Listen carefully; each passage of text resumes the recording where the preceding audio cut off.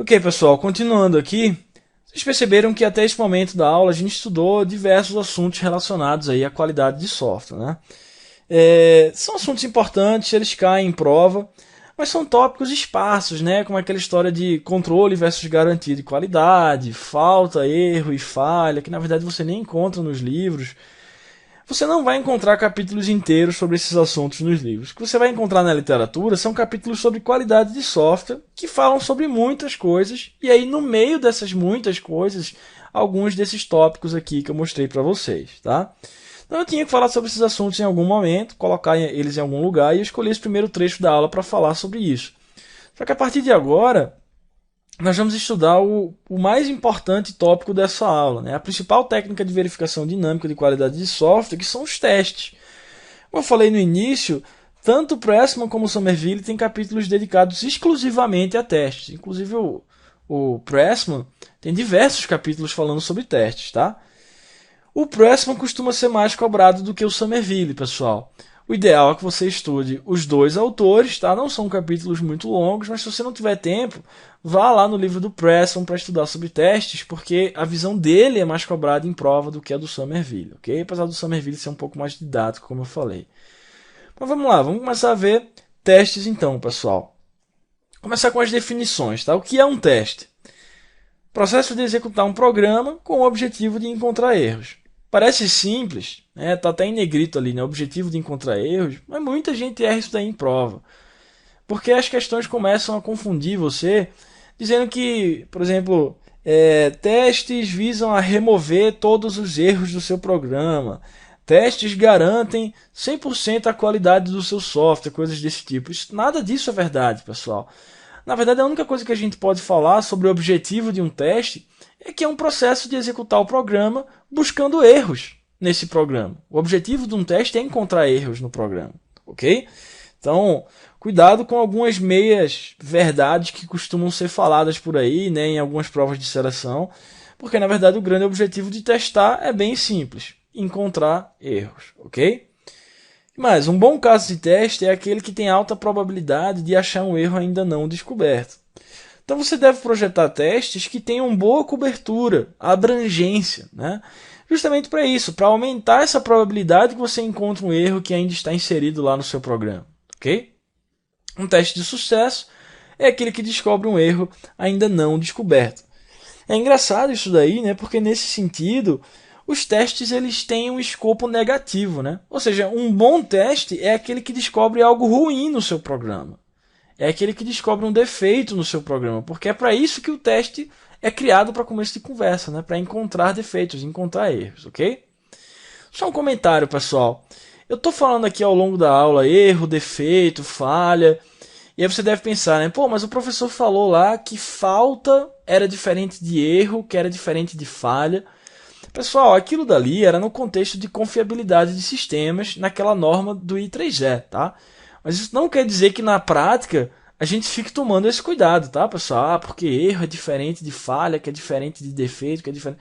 Na prática, a gente utiliza tudo como sinônimo, tá? Então, eu estou utilizando essa abordagem aqui na aula. Para mim, erro é a mesma coisa que falha, que é a mesma coisa de defeito, aqui no âmbito de testes, tá?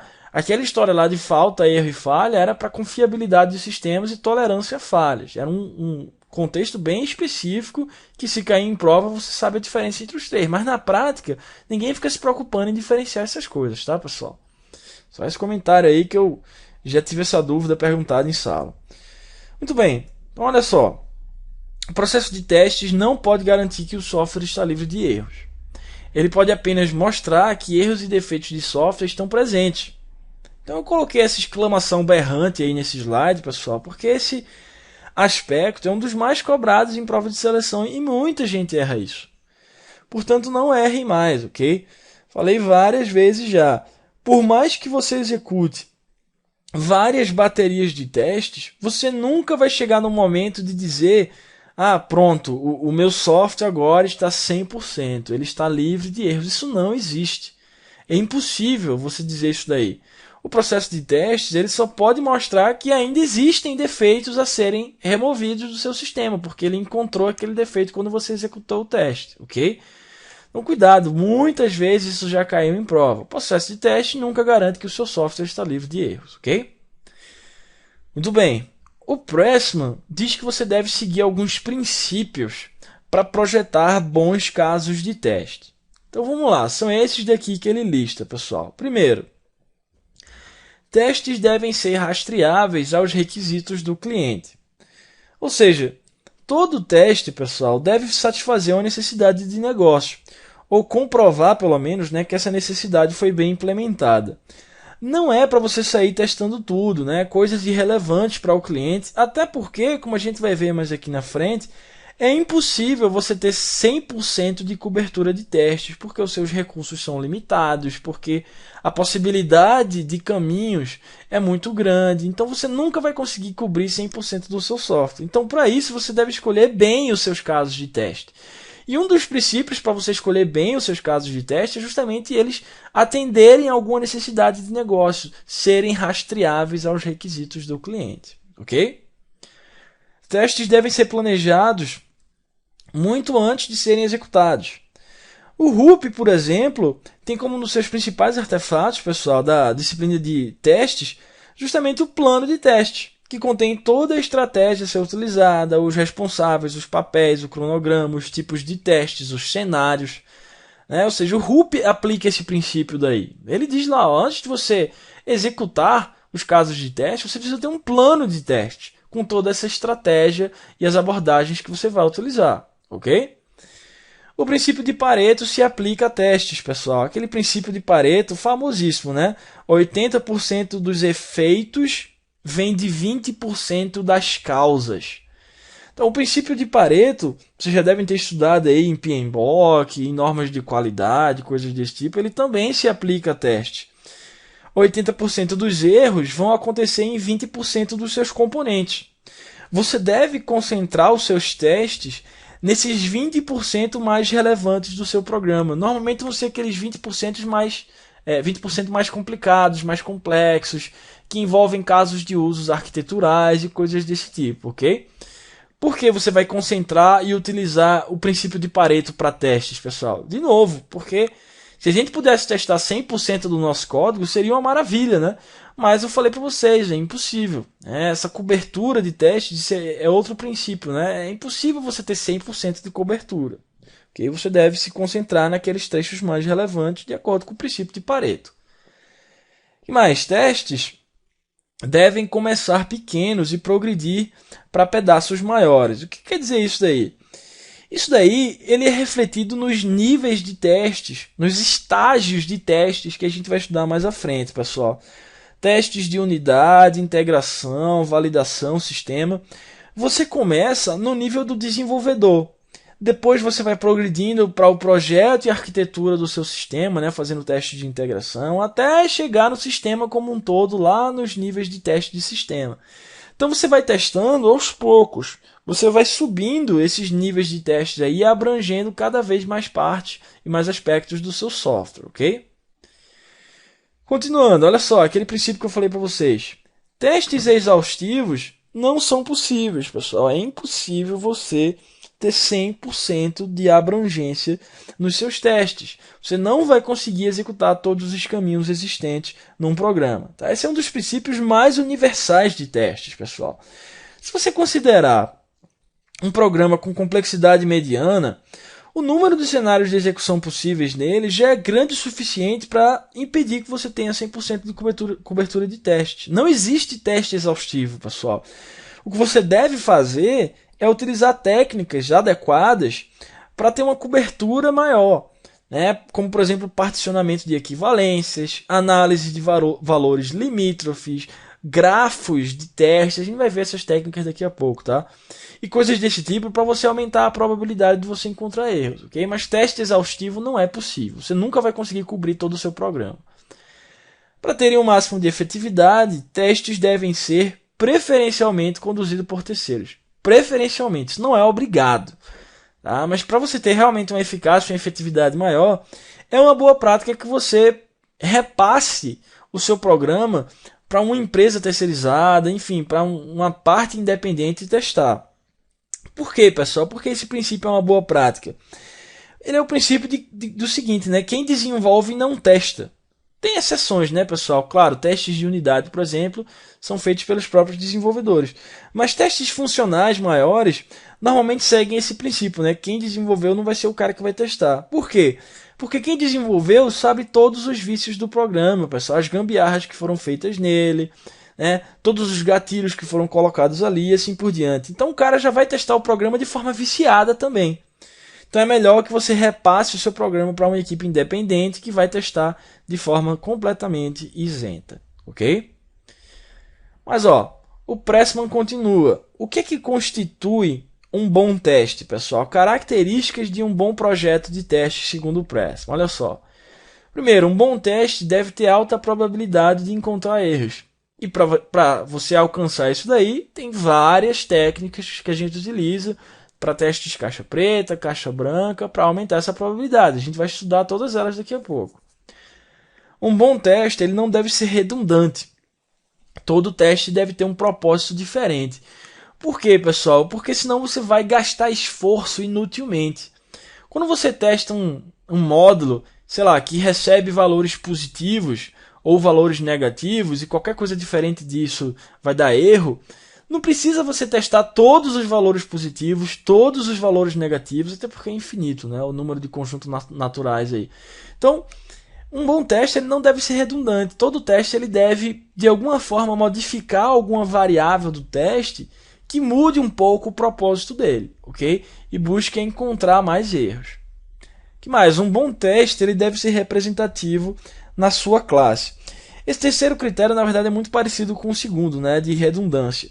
Quer dizer o seguinte, que você deve testar grandes classes de dados, ao invés de ficar repetindo os mesmos testes. Como eu falei, né? Por exemplo, testar entradas positivas, depois entradas negativas, depois testar no zero, coisas desse tipo, mas não repetindo todas essas classes de dados, ok?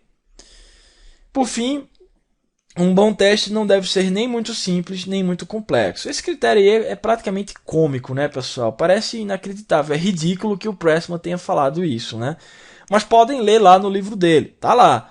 Falou tudo e não disse nada, né? Um bom teste não deve ser nem muito simples, nem muito complexo, tá? Mas tá lá no livro dele. Então, isso aí pode cair em prova algum dia, fica já explicado isso daí para vocês. Bom, pessoal, agora depois que a gente viu esses conceitos gerais, vamos entrar nos detalhes, né? A gente vai começar com as grandes abordagens de testes que existem. Vamos lá, vamos entender isso daqui. Bom, existem basicamente duas abordagens de testes que são bem explicadas no livro do Pressman e do Somerville. Abordagem caixa preta e abordagem caixa branca. Mas eu estou mostrando uma terceira abordagem aqui, chamada de caixa cinza, porque essa história já caiu em prova, tá? Apesar de vocês não conseguirem encontrar essa história aí de caixa cinza no livro do Pressman e do Somerville. Mas já caiu em prova, tá aqui para vocês, tá? Então vamos lá. A primeira abordagem é a de testes caixa preta, pessoal. Como é que funciona isso daí? É uma abordagem funcional. Se você conhecer a especificação de um determinado módulo, por especificação, pessoal, eu estou querendo dizer os requisitos de um módulo, entradas e saídas. O que é que o módulo faz, mas não como esse módulo implementa essa função. Se você tem esse conhecimento da especificação externa das entradas e das saídas de um módulo, você pode conduzir testes que demonstram que cada função funciona corretamente, procurando por erros nelas, né? Teste caixa preta, pessoal, também chamado de teste comportamental, é justamente centrado na especificação, nos requisitos funcionais do software. Eles são baseados em entradas e saídas, tá? Por isso, como eles são baseados em requisitos funcionais e em especificações, a abordagem caixa preta também é conhecida como abordagem funcional. Decorem isso daí, tá, pessoal? Muitas provas não utilizam a palavrinha caixa preta, utilizam essa história aí de abordagem funcional, ok? Então tá lá, focada nas entradas e saídas especificadas nos requisitos funcionais. Beleza, se você tem esse conhecimento, então você pode testar caixa preta, né? Se você só tem esse conhecimento. Agora, se você tem mais conhecimento, a segunda abordagem que você pode utilizar é a abordagem estrutural, também conhecida como caixa branca, focada nas estruturas internas dos procedimentos do sistema, né? Então, se você conhecer o funcionamento interno de um módulo, Você pode realizar testes para garantir que, digamos assim, todas as engrenagens funcionam ali por dentro. As operações internas são realizadas de acordo com as especificações e todos os componentes internos foram adequadamente implementados. Tá? Teste caixa branca muitas vezes é chamado de teste caixa de vidro, pessoal. É uma filosofia para você projetar casos de teste que utiliza a estrutura de controle e a implementação interna do componente como parte da informação para você projetar o seu caso. Então, com ele você pode derivar casos de teste que garantem que todos os caminhos dentro de um módulo tenham sido exercitados pelo menos uma vez, exerça todas as decisões lógicas em seus dados, né, aqueles ifs e elses do código, execute todos os laços e suas fronteiras dentro dos limites operacionais, exercite estruturas de dados internas e assim por diante. Então, se você tem conhecimento da estrutura interna do módulo, por isso que o nome é abordagem estrutural, então você pode testar caixa branca percorrendo todos os caminhos ali de implementação daquele módulo, beleza? Isso é o que o Pressman e o Somerville dizem, pessoal, só que em prova já caiu essa história de caixa cinza. Então vou detalhar um pouco isso daqui para vocês, na verdade vou resumir, né? Detalhar não, porque basta saber isso daqui, não precisa saber mais detalhes sobre isso, tá? A abordagem caixa cinza, pessoal, é uma abordagem mista, né? É um meio termo entre caixa branca e caixa preta. Por quê? Porque você não tem todo o conhecimento das estruturas internas de um módulo, mas você tem algumas informações que permitem que você gere testes mais inteligentes, digamos assim. Tá? Algum conhecimento sobre as estruturas internas é utilizado para executar testes mais bem informados. Vamos lá, o que quer dizer isso daqui, pessoal? Vou dar um exemplo para vocês. Digamos que você está testando um módulo web do seu sistema e que você sabe que esse sistema tem diversas validações em JavaScript, por exemplo. Você não conhece a estrutura interna desse sistema, tá? Como é que é o módulo de negócio dele, como é que o formulário da página é validado por dentro, as regras de negócio, quais são os caminhos a serem... Você não sabe isso, porque se você soubesse, você poderia testar caixa branca. Mas também você não é completamente ignorante, que lhe obriga a testar só caixa preta, né? Só a entrada e saída. Você tem um meio termo entre essas duas coisas. Por exemplo, né, você tem uma página web, como eu falei para vocês, que é validada lá no servidor, mas você sabe que ela tem algumas validações em JavaScript no cliente. Então você pode usar uma abordagem mista. Você pode dizer, opa, então deixa eu desligar o JavaScript aqui no browser do cara para ver o que acontece, né? Ou seja, você está gerando um teste um pouco melhor, né? Um pouco mais bem informado, com a probabilidade maior de encontrar erros. Porque você tem um pouco de conhecimento sobre estruturas internas, apesar de não ter todo o conhecimento das estruturas internas do módulo que você está testando. Tá? Isso é abordagem caixa cinza. Né? Misturou preto com branco, deu cinza. Um meio termo entre as duas abordagens, também conhecido como abordagem mista. Ok, pessoal? Beleza. Então essas são as três principais abordagens que vocês podem encontrar para testes, pessoal. A abordagem funcional, abordagem estrutural e abordagem mista, caixa cinza. Tá? A partir dos próximos trechos, a gente vai estudar as duas abordagens principais, né? A caixa preta e caixa branca, e estudando técnicas que podem ser aplicadas dentro de caixa preta e caixa branca para testar os seus sistemas. Ok? Esse que a gente vai ver no próximo trecho quando a gente voltar daqui a pouco. Até já!